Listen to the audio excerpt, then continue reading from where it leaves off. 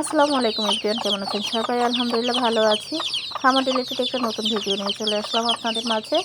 আলহামদুলিল্লাহ আমি কিছু দেশি মুরগি লালন পালন করছি। গত বছরে আমার সবগুলো মুরগি মারা গিয়েছিল, সেখান থেকে 3টা বাচ্চা বেঁচে ছিল, 2টা মোরগের বাচ্চা আর একটা মুরগি। ওইটা থেকে এখন নতুন করে বাচ্চা দিয়েছে। এই যে এবার শীতে আমি এদেরকে পর্যাপ্ত পরিচর্যা করার চেষ্টা করছি আগে থেকেই। এই বাচ্চাগুলো 1 মাস বয়স হয়ে গেছে, মাশাআল্লাহ দেখতে কিন্তু অনেক অনেক ভালো, সুস্থ সবল আর চঞ্চল।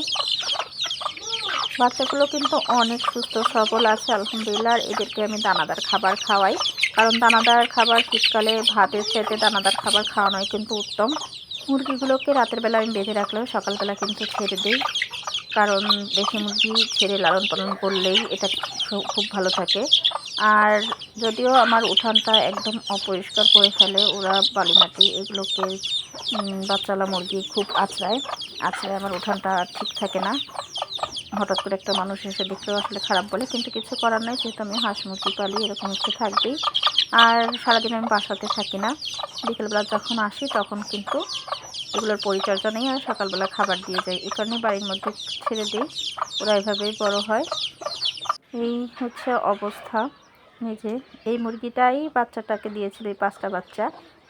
ও কিন্তু আবার নতুন করে কিছুদিন পরেই ডিম দিয়েছে। ডিম দিয়ে এখন আবার উমে বসে গেছে, কিন্তু শীতকাল বিধায় আমি বাচ্চা ফোটাতে দিইনি।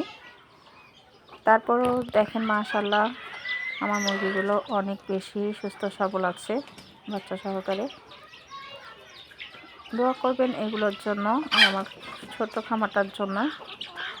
আশা করছি এগুলোকে নিয়ে সামনে এগাতে পারবো। এই যে নতুন একটা মুরগির বাচ্চা ফুটেছে, এটাও অনেক 2 সপ্তাহ হয়ে গেছে প্রায়। যাই হোক, আমি আমার মুরগিগুলোকে শীতকালে এভাবেই খাবার দিই, আর সমস্ত প্রাকৃতিক ওষুধ খাওয়াই ওদের। আস্তে আস্তে ধীরে ধীরে কোনো ভিডিওতে আপনাদের প্রাকৃতিক ওষুধগুলো দেখাবো ইনশাল্লাহ। ভালো থাকবেন সবাই, আল্লাহ হাফেজ।